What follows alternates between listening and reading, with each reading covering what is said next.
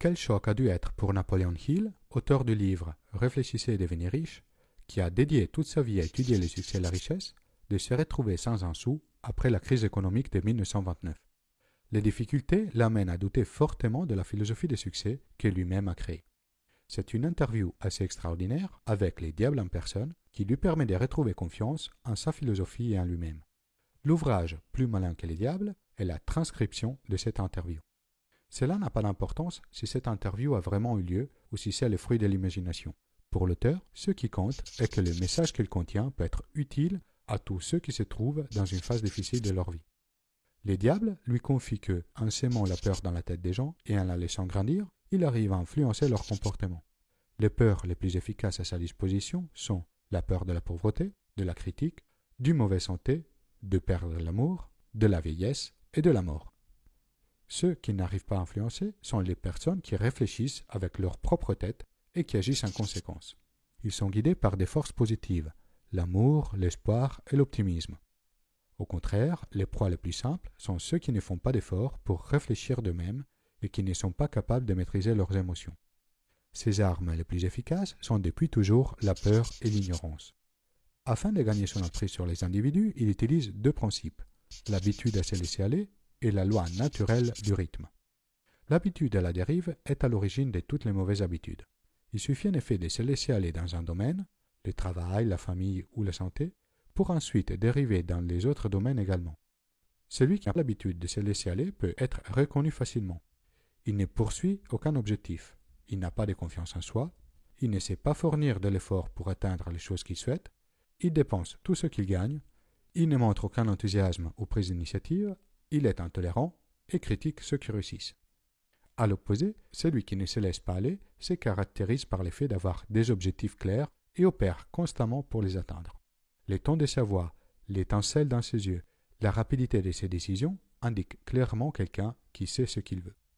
Il n'y a pas de différence de capacité ou d'intelligence entre quelqu'un qui se laisse aller et quelqu'un qui ne le fait pas. La seule différence est dans le fait d'utiliser sa propre tête et de réfléchir. Une des manières de tomber dans l'habitude à la dérive est à travers l'échec. Le diable l'exploite parce qu'il sait que seulement une personne sur 10 000 continue à persévérer après avoir essuyé 2-3 échecs. Persévérer et savoir rebondir après un échec sont les caractéristiques communes de ceux qui réussissent.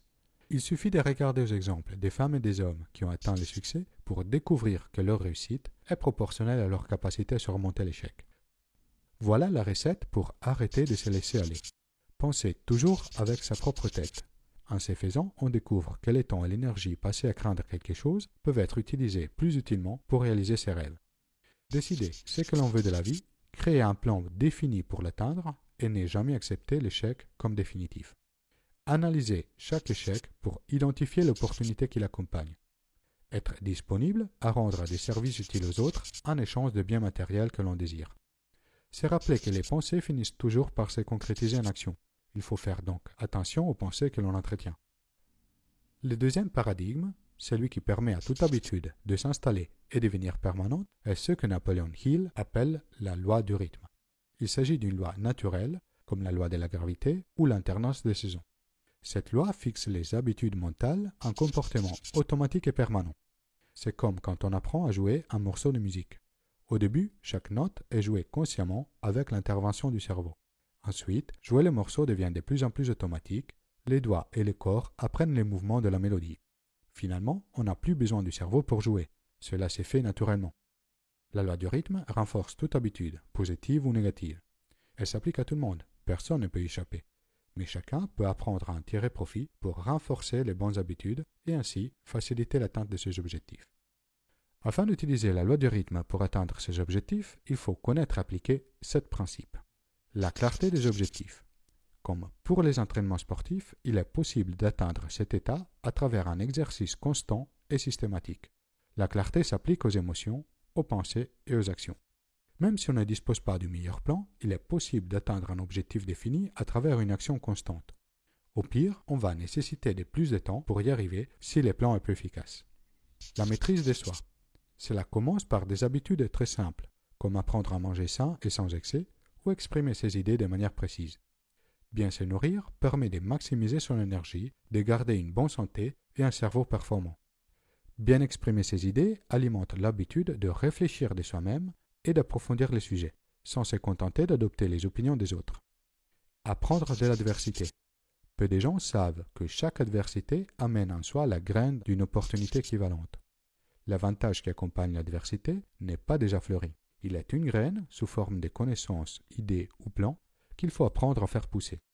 Un échec peut être positif s'il permet de casser un rythme négatif déjà installé et entreprendre un nouveau départ. Il permet de découvrir les défauts dans un plan et y remédier, d'identifier les ressources ou connaissances à acquérir pour les mener à bien. Contrôler l'influence de son environnement.